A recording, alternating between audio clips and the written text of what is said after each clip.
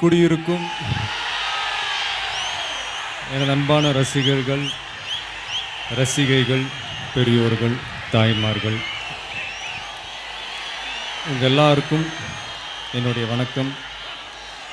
மேடையில் இருக்கும் முக்கிய பிரமுகர்கள், உங்கள் எல்லாருக்கும் என்னுடைய வணக்கம். இங்கே இதுக்கு முன்னாடி பேசின ஸ்டாலின், சரவணன், தங்கப்பாண்டி, பிடி செல்வகுமார், இவங்கள மாதிரிலாம் எனக்கு பேச தெரியாது. பட் 2-3 விஷயம் உங்ககிட்ட ஷேர் பண்ணிக்கணும்னு ஆசைப்பட்றேன். அது என் ஸ்டைல்லையே சொல்லிடுறேன்.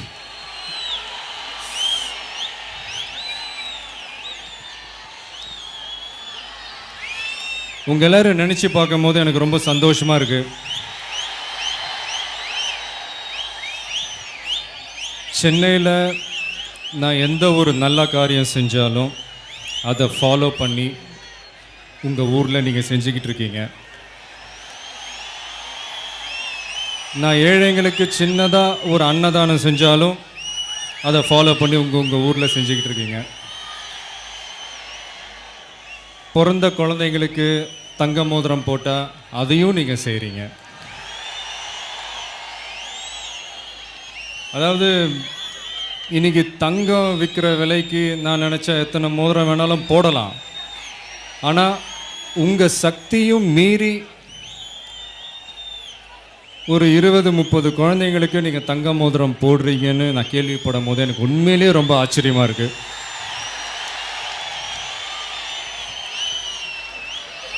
என்னுடைய பிறந்த நாள் அன்னைக்கு கிட்டத்தட்ட 50,000 பேருக்கு மேலே இரத்த தானம் செஞ்சுருக்காங்க.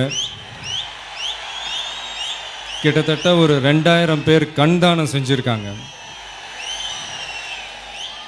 ஒரு 2 வருஷத்துக்கு முன்னாடி நம்ம எல்லாரும் சேர்ந்து ஒரு உணர்வோட இலங்கை தமிழர்களுக்காக ஒரு உண்ணாவிரதம் இருந்தோம்.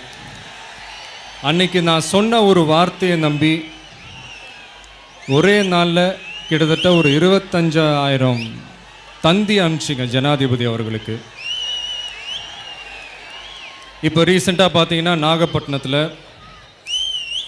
தமிழ் மீனவர்களை கொல்லப்படுவதை கண்டித்து ஒரு கண்டன ஆர்ப்பாட்டம் செஞ்சோம்.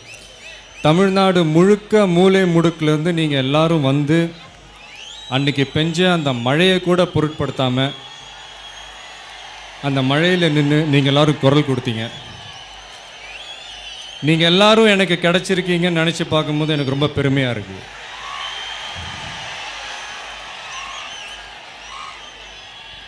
நான் உங்கள் எல்லாரையும் நான் வெறும் ஒரு ரசிகையாக மட்டும் நான் பார்க்கல. என் கூட பிறந்த ஒரு அண்ணனா, ஒரு தம்பியா, ஒரு தங்கச்சியா, ஒரு அக்காவா, ஒரு அம்மாவா நான் பார்க்குறேன். நீ எந்த ஊரு, நான் எந்த ஊரு, முகவரி தேவையில்லை.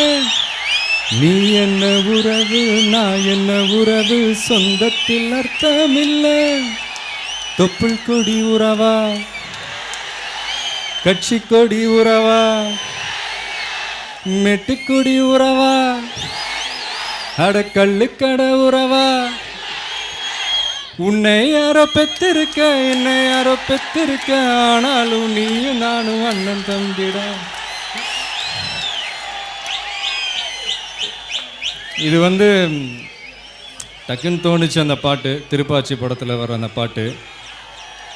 இது நான் படத்துக்காக மட்டும் நான் பாடலைங்க, உண்மையிலே நான் அப்படி தான் ஃபீல் பண்ணுறவங்க எல்லாரும் நினச்சி. அப்படிப்பட்ட ஒரு சகோதரர்களில் ஒருத்தர் தான் சேலம் மாவட்ட தலைவர் என்னுடைய நண்பர் பார்த்திபன் அவர்கள். அவரை இங்கே வெறும் பார்த்திபன் யாரும் கூப்பிடுறதில்ல, தமிழன் பார்த்திபன் தான் கூப்பிட்றாங்க. அப்படிப்பட்ட ஒரு பயங்கரமான ஒரு தமிழ் பற்று உள்ள ஒரு நண்பர். ஒரு சின்ன உதாரணம் சொல்லணும்னா, இப்போ ரீசண்டாக நடந்த தேர்தலில் புரட்சி தலைவி அம்மா அவர்கள் கண்டிப்பாக ஜெயிக்கணும்னு நான் ஆசைப்பட்டேன். அந்த ஆசையை எங்கள் அப்பா மூலியமாக உங்கள் எல்லாருக்கும் நான் தெரிவித்தேன். உங்களில் பலர் பல்வேறு கட்சிகளில் இருந்தாலும் நான் சொன்ன வார்த்தைக்கு மரியாதை கொடுத்து நீங்கள் எல்லாரும் ஒன்று சேர்ந்து உழைச்சிங்க. அதுக்கு இன்னைக்கு பலன் கிடச்சிருக்கு. நீங்கள் எல்லாரும் ஜெயிச்சிருக்கீங்க.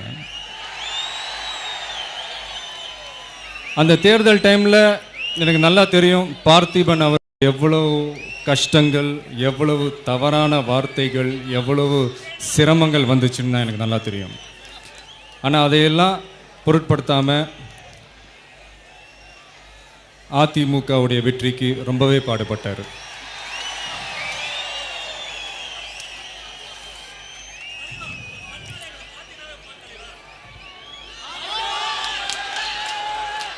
அது மட்டும் இல்லை, இப்போ ரீசெண்டாக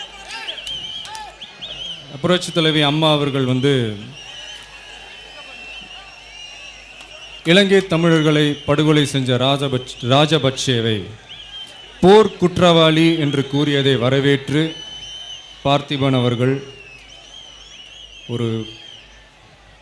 ஒரு கூட்டமே நடத்தினார், போஸ்டர்லாம் ஒட்டினார் இந்த எலெக்ஷன் டைமில்.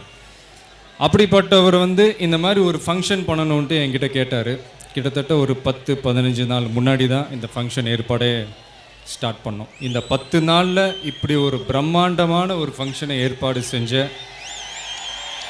பார்த்திபன் அவர்களுக்கும் அவருடைய மன்றத்தில் இருக்கும் அத்தனை நண்பர்களுக்கும், அதுக்கு பெருசாக உதவி செஞ்ச நகர ஒன்றிய நண்பர்களுக்கும், மேடையில் இருக்கும் முக்கிய பிரமுகர்களுக்கும் என்னுடைய பெரிய நன்றியை நான் தெரிவிச்சுக்கிறேன்.